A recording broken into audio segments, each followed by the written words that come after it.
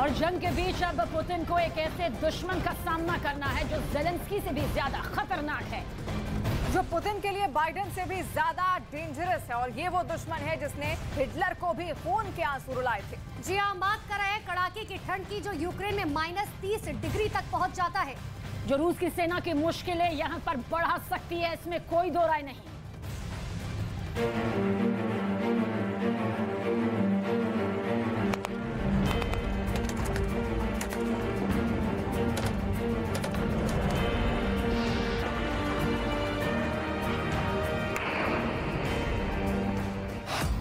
Zelensky से भी बड़ा दुश्मन,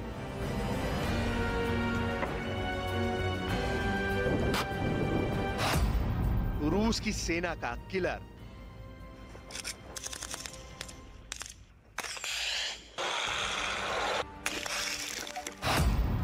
बम, गोला, बारूद नहीं,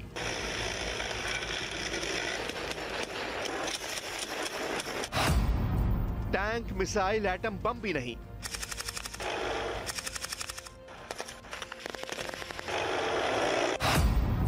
पुतिन की आर्मी के सामने बड़ी आफत।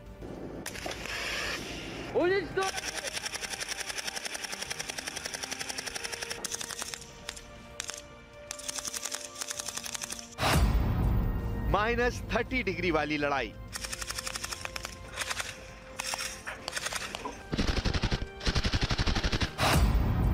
यूक्रेन का विंटर हॉरर। क्या पुतिन बहुत बड़ी गलती कर बैठे हैं? क्या रूस की आर्मी बहुत बड़ी मुश्किल में फंसने वाली है? क्या पुतिन का भी हाल फिनलैंड वाली वॉर और हिटलर के ईस्टर्न फ्रंट की हार वाला होगा? क्योंकि यूक्रेन में सर्दी बढ़ने वाली है। ये सर्दी हिंदुस्तान वाली नहीं है, ये सर्दी है जो जमा देती है। ये सर्दी है जो सेना का प्राण सोख लेती है। ये सर्दी है जिसने इतिहास में युद्धों की दिशा और दशा दोनों बदल दी है। यही सर्दी अब पुतिन के सामने सबसे बड़ा जल्लाद बनकर खड़ी है।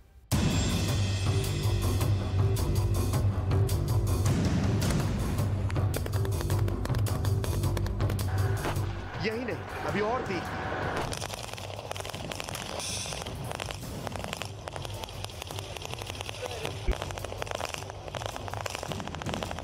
मौसम दुनिया की नंबर 2 शक्तिशाली सेना के सामने कैसे चैलेंज बन गया है।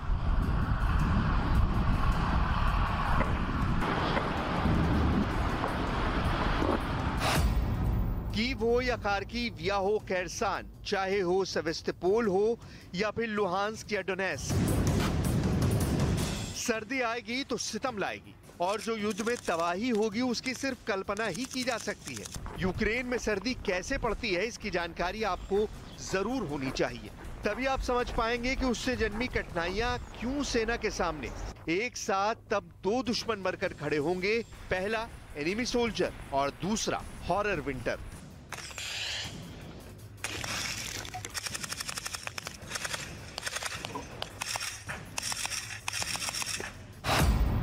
यूक्रेन में ठंड -31 डिग्री तक पहुंचती है। 24 घंटे में 20 इंच तक मोटी बर्फ जमा हो सकती है।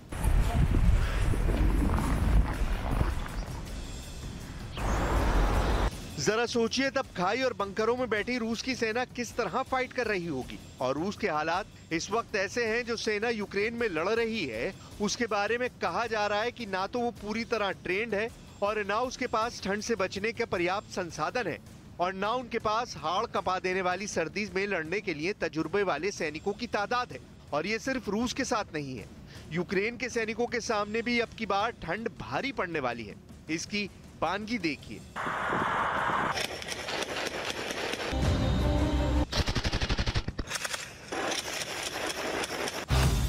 यूक्रेन में सर्दी से पहले वाली बारिश शुरू हो चुकी है। सर्दी से पहले भारी बारिश को यूक्रेन में रास्पुटिट्सा कहते हैं। इस बारिश में इतना कीचड़ होता है कि टैंकों का मूवमेंट तक रुक जाए।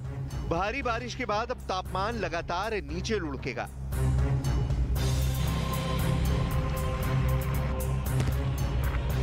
लुढ़कते तापमान का हासिल आपको हफ्ते 2 हफ्ते में दिखने लगेगा। और वहीं इस बीच रूस ने होवित्जर तोपों का एक वीडियो जारी किया है। दरअसल ये वही तोप है जो यूक्रेन में तबाही के निशान लगातार छोड़ रही है। 30 किलोमीटर दूर तक मार करने वाली इन होवित्जर तोपों की वजह से रूस यूक्रेन में कयामत ला रहा है।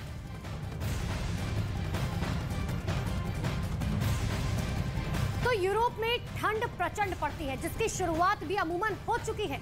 ऐसे में रूस और यूक्रेन दोनों सेनाओं के लिए जंग लड़ना किसी चुनौती से कम नहीं होगा। लेकिन युद्ध के जानकारों का ये मानना है कि ठंड में रूस के सैनिकों का पलड़ा भारी रह सकता है, क्योंकि समझिए, सर्दियों में रूस ने जंग में जीत हासिल इससे पहले भी की है।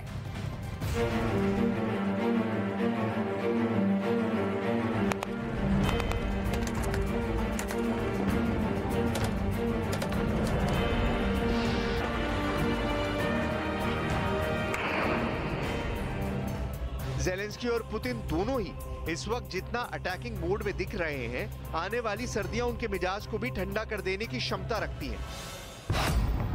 अत्यधिक ठंड की वजह से फ्रॉस्ट बाइट हो जाता है, जिसमें शरीर के अंग बर्फ बनकर कटने लगते हैं। इस दौरान जमीन पर बर्फ जम जाती है और टैंक, बख्तरबंद गाड़ियों का ईंधन टंकी के भीतर ही जम जाता है। मतलब ठंड में सैनिकों के हाथ तो सिकुड़ेंगे ही, उनके हथियार भी बहुत कारगर नहीं रह पाएंगे।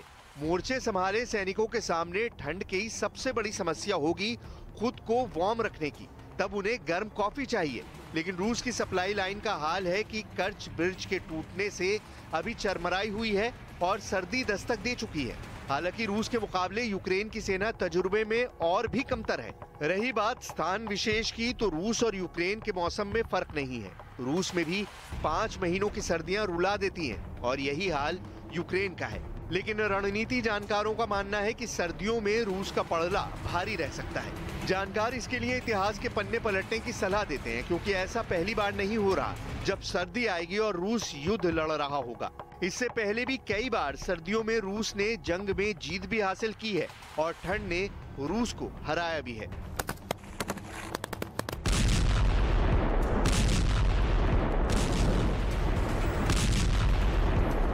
सर्दी रूस के लिए अभिशाप भी है और वरदान भी।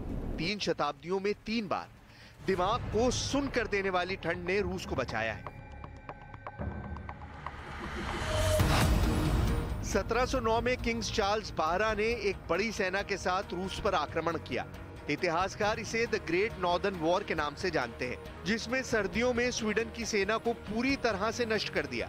1812 में नेपोलियन के अधीन मजबूत फ्रांसीसी सेना को कठोर रूसी सर्दियों के कारण हार का सामना करना पड़ा।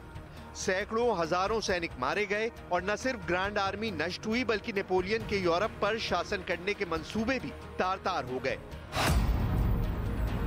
द्वितीय विश्व युद्ध के दौरान जून 1942 में जर्मन सेना ने जब रूस पर आक्रमण किया, तो पहले साल रूसी सर्दी के कारण उनका पूरा लाव लश्कर बर्फ में जम गया। तीसरी सर्दी यानी 1942 के दिसंबर में जर्मन फौज को रूस से बेदखल कर दिया गया और रूस की लाल सेना ने युद्ध से पहले पोलैंड रूस सीमा को बहाल कर लिया।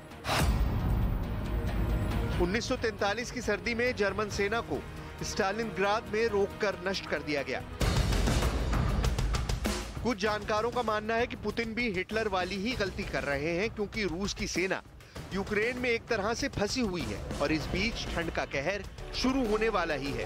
हालांकि सर्दी के सितम के बीच रूस की जीत की कहानी आपने जो अभी देखी, उसमें हार की हाहाकार शामिल नहीं है। लिहाजा फिनलैंड और रूस के बीच की एक जंग की डिटेल आपको बतानी जरूरी है।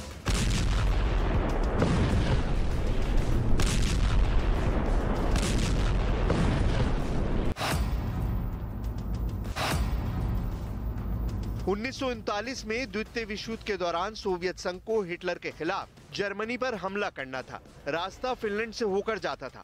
रूस ने फिनलैंड से रास्ता मांगा, लेकिन फिनलैंड ने रूस से अपनी पुरानी रंजिश के चलते रास्ता देने से इनकार कर दिया। इस पर रूस ने फिनलैंड पर चढ़ाई कर दी।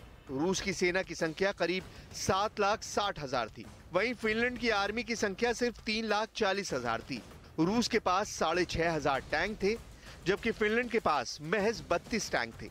रूस के पास 3,880 लड़ाकू एयरक्राफ्ट थे, जबकि फिनलैंड के पास केवल 114 जेट विमान थे। लेकिन फिनलैंड ने रूस को पराजित कर दिया। एक छोटे से देश ने गुरिल्ला वॉर और ठंड से रूस की शक्तिशाली सेना को चित कर दिया।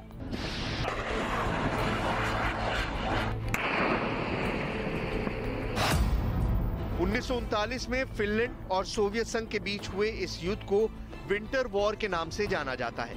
इस युद्ध में फिनलैंड के आम लोगों की गुरिल्ला सेना ने मिसाल कायम की थी। दिलचस्प बात यह भी है कि सर्दी में ही यूक्रेन के सोवियत क्षेत्र को मुक्त कराया गया था।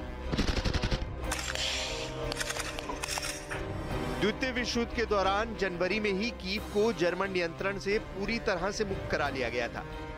इसके 77 साल बाद अब जैसे जैसे सर्दी एक बार फिर आ रही है, यूक्रेन उससे डर रहा है, क्योंकि वो जानता है कि हाड़ कपा देने वाली ठंड रूस की सेना के लिए ज्यादा अनुकूल होगी।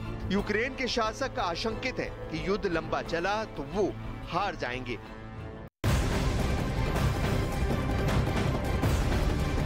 तो रूस के खिलाफ जंग में यूक्रेन की सेना डटकर मुकाबला कर रही है। और इस बीच यूक्रेन ने किस तरह से युद्ध का वीडियो भी जारी किया, जिसमें यूक्रेन की एयरफोर्स के साथ कर्तूस कलिनोस्की रेजिमेंट के जवान मोर्चे पर डटे दिखाई दिए।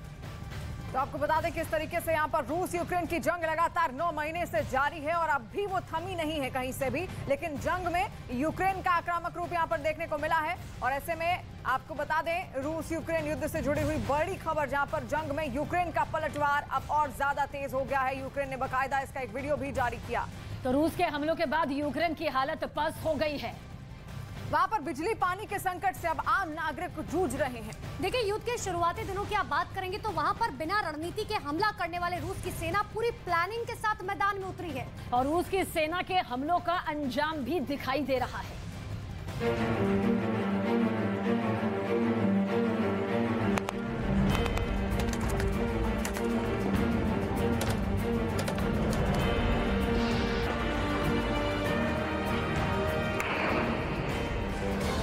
असल में सर्दी के दौरान क्या होगा, ज़ेलेंस्की मैदान मारेंगे या पुतिन, इसे लेकर कुछ भी नहीं कहा जा सकता। लेकिन इस वक्त रणक्षेत्र से जो तस्वीरें सामने आ रही हैं, वो भीषण युद्ध की है, जिसमें पुतिन की गरजती मिसाइलों से जलती यूक्रेन की जमीन है, जिसमें रूस की सेना को मौत के घाट सुलाते ज़ेलेंस्की की सेना का पलटवार है, जिसमें अमेरिका और यूरोप के हथियारों की ताकत का प्रदर्शन है और इन सब के बीच सिसकते सैनिकों के परिवार हैं, जिन्हें जंग नहीं शांति की दरकार है। सर्दियां आएंगी तो यूक्रेन की सेना ही नहीं, आम लोगों पर विपत्ति कितनी भारी पड़ेगी, उसका उदाहरण अभी से दिखने लगा है। राजधानी कीव में बिजली की कमी से हाहाकार है, क्योंकि रूस यूक्रेन के पावर प्लांट को निशाना बना रहा है। कीव के मेयर कंबल भेजने की अभी से अपील कर रहे हैं, जबकि अभी सर्दी ने दस्तक ही दी है। जरा सोचिए, जब मामला -30 डिग्री तक पहुंचेगा, तब कुल्फी की तरह जमे यूक्रेन में युद्ध का मैदान कैसा दिख रहा होगा। युद्ध के शुरुआती दिनों में अनाड़ी की तरह काम करने के आरोप लगने के बाद रूसी सेना अब सोच समझकर कदम उठा रही है। युद्ध के पहले चरण में टैंक के नेतृत्व में पैदल सेना भेजे जाने पर रूस को भारी नुकसान पहुंचा। युद्ध सामग्री तो नष्ट हुई ही, हजारों सैनिक भी शहीद हो गए। रूस ने युद्ध क्षेत्र में आगे से अपने सैनिकों को दिशा निर्देश दे रहे अपने 8 जनरल समेत हजारों सैनिकों को खो दिया। द्वितीय विश्व युद्ध के दौरान रूस की सेना ने जो रणनीति अपनाई थी, वही रणनीति यूक्रेन की सेना ने भी इस्तेमाल की। पश्चिमी देशों से मिले पोर्टेबल एंटी टैंक हथियारों के सामने रूसी टैंक आसानी से शिकार बनते चले गए। अब ऐसा लगता है कि रूस ने रणनीति बदल दी है। यूक्रेन की जमीन पर कब्जे के लिए अपनी पैदल सेना भेजने से पहले रूस यूक्रेन के हथियार डिपो और उसकी पैदल सेना को बर्बाद कर रहा है। 1943-44 में रूस के जनरलों ने इसी तकनीक का इस्तेमाल जर्मनी को अपनी मातृभूमि से बाहर निकालने के लिए किया था। असल में युद्ध कोई भी हो, यूरोप की सर्दियों वाली लड़ाई हमेशा भयानक रही है। उदाहरण के तौर पर क्रीमिया का युद्ध, जो जुलाई 1853 से सितंबर 1855 तक काला सागर के आसपास चला था, जिसमें फ्रांस, ब्रिटेन, सार्डिनिया, तुर्की एक तरफ और रूस ने दूसरी तरफ से लड़ा था।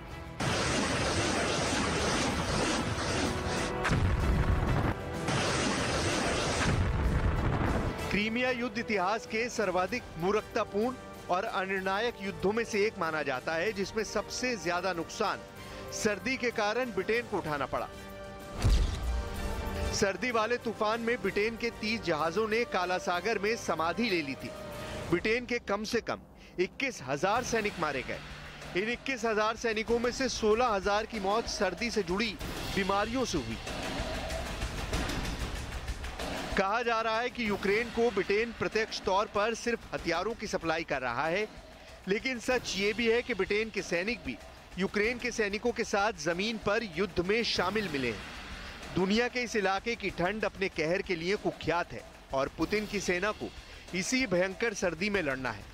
अब देखना यह है कि बदलते दौर में क्या पुतिन या ज़ेलेंस्की अपनी सेना को सर्दी में बचा पाएंगे या इतिहास के उदाहरणों की तरह सर्दी युद्ध का सारा समीकरण बदल देगी।